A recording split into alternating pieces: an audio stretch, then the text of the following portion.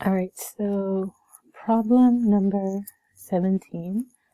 It says here, directions, select the correct answers. Okay, so f of x equals x.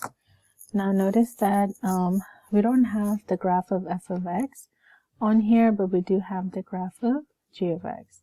So I think it's a good idea to know what f of x looks like. So it says f of x is equal to x, and it is going to be this line that cuts straight through. Let's see, maybe I can use this. Yeah, it goes right through the middle, and it has a slope of 1, 1. You can also check it in Desmos. Anyway, I have this here. Everything I'm doing on here is something you can also do on the SOL. Okay? Alright, so what I have there in the blue is the f of x, just for reference.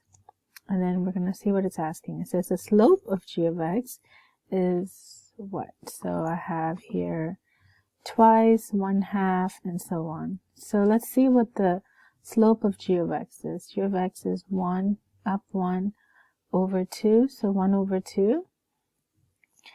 And then the slope of f of x is 1 over 1. Hold on, let me write it down. Alright, so slope of g of x is 1 over 2, whereas slope of f of x is equal to 1. So the slope of g of x is 1/2, half of the slope of f of x, right? And then this one, it says the y-intercept of g of x is,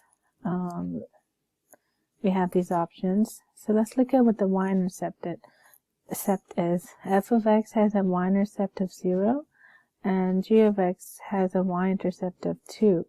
So it's 2 more because it's going up 2. So I would say 2 more than the graph of g of f of x. Okay? Alright. Next one. So plot each point on the coordinate plane, a line will extend. Okay, so we basically asked to graph a line here. So let f of x equal x. So it looks like f of x is already drawn on here, right there.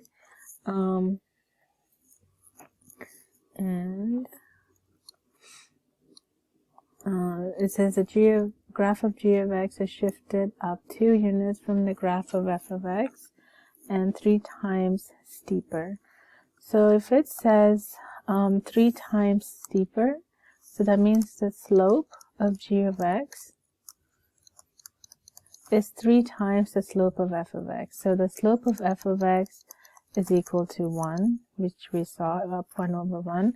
So times 3, the slope of g of x will be 3 over 1. Okay, right up 3 and then over 1. And then what else? And it's also shifted up 2 units. So what I'm going to do is I'm going to take this, I'm going to shift this up 2 units. So that's going to be my y-intercept right there. And then from here, the slope would be up 3, 1, 2, 3, and then over 1. So that's about it. That's how I'm going to answer that question. Okay? Again, the y for this part right here, shifted up 2 units. Just shift up the y coordinate up 2, and then it's 3 times the steeper, so the slope would be up 3 and then over 1. Alright, question number 19. The function f of x is described as f of x equals all of this. The domain is all real numbers greater than 0. The range of f of x is all real solutions. Okay, well, whenever it's asking you for domain and range, please just graph it. Okay, it's best to look at the graph. Alright, so I'm going to graph it in Desmos here. F of x equals x minus 2 squared plus 3. Okay, and then, so here, this part, the domain of f of x is all real numbers greater than 0. So for the domain, we're only going to look at x greater than 0. So what I can do here is put a little squiggly bracket right there. And I'm going to go ahead and graph the domain, what we want to see. It's x greater than 0. Okay, so what Desmos does for me is only graph that function with the given domain. So it only graphs part of it. So anything x greater than 0. Okay, just so this part. And now it's asking for what is the range. So the range here, you see how it's starting from this point here at 3, and then it's going up. So the range is going to be all real numbers greater than or equal to 3. Honestly, like, this part right here is not needed, because even if I take off that domain, if they just gave me just the graph and I took off the domain, the range will still be all real numbers greater than 3, because like it's just going to keep going up. Okay, it doesn't stop going, like for example, like right here, x greater than 0. It doesn't just stop here at like, what is that, 2 or 5, 6, 7. It still keeps going up, so the range is still all real numbers greater than or equal to 3. Alright? So I would say for domain and range, just always graph and just kind of look at what they're asking for. Okay, number 20. Select all the correct answers. So notice it says all the correct answers, so it's going to be a multiple select. Alright, identify each function that has exactly 1, 0. So the word one vocabulary 0 is x-intercept. So we're looking for graphs that have only one x-intercept. I'm going to go ahead and pause this video here. Well, and then just type all these in. I don't want to bore you with typing all this in, okay? Well, okay. Well, before I pause the video, I do want to tell you, for multiple select questions, please go ahead and type everything in, okay? I know probably looks like it's going to take a while, but just do it, because this is actually a pretty easy question. You're just asked to look at x-intercepts for all of the graphs, right?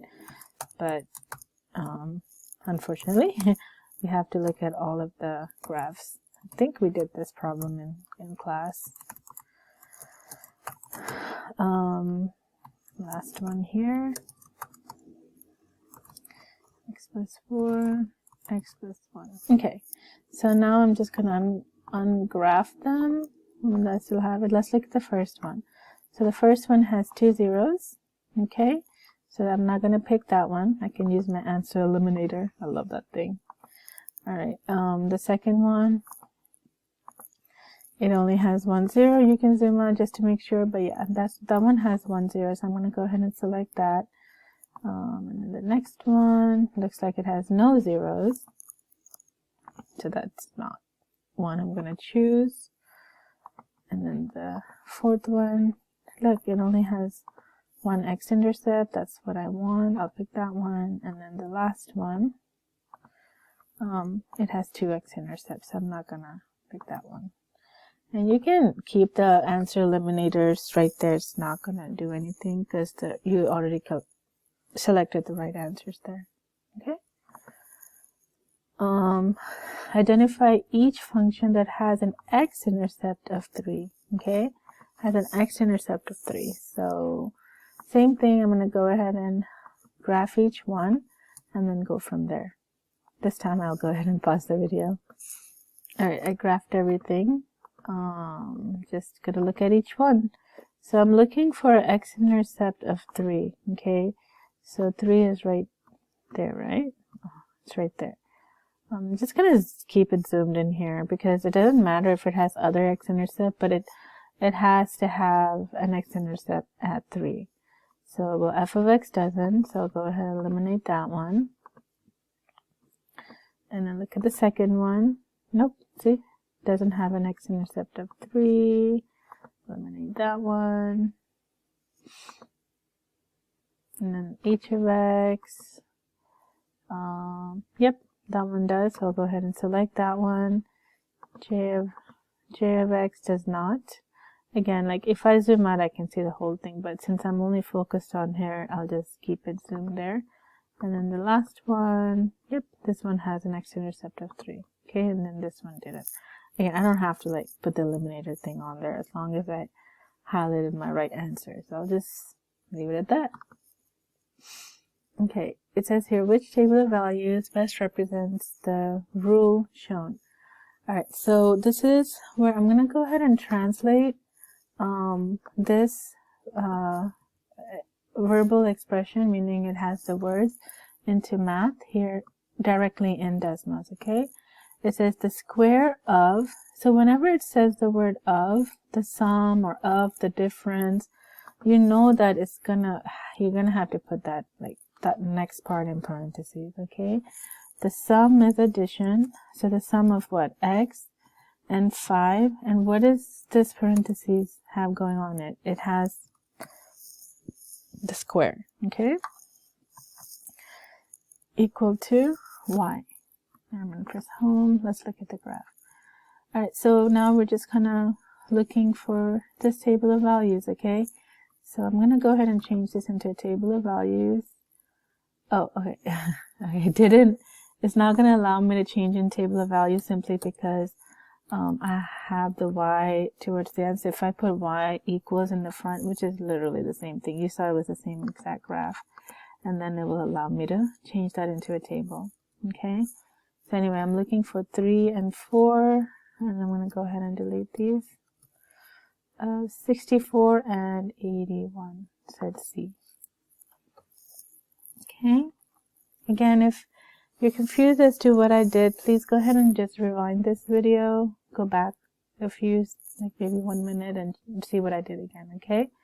I translated it, changed it into a table, and yeah, found my answer. Alright, directions. Plot each point on the grid. A function is represented by this rule. 1 more than 1/4 the square of a number, x is y. Okay, so I'm going to again translate it directly into Desmos so I can see a graph of it. It says 1 more than, so more than 1/4. So 1/4, and then so 1 more than 1/4 the square of a number. 1/4 the square of a number, so x squared, I don't need a parentheses there, is y. And then plot 3 points. So plot 3 points on the grid that are represented by this rule. It says here each coordinate must be integers. So basically just cannot use any like decimals, just use integers. So again, I can go ahead and turn this into a table and then find the points. But yeah, I think that's the best way. I'll go ahead and put the y in the front, turn it into a table, and looks like I need 3 points. I'll just use again, not the ones with decimals, so -2, 2, so -2 and up to, there's 1 point, 0, 1, x is 0, y is 1, and 2, 2, right there. And that's about it. That's enough. I could use some of these other points, but it says only 3.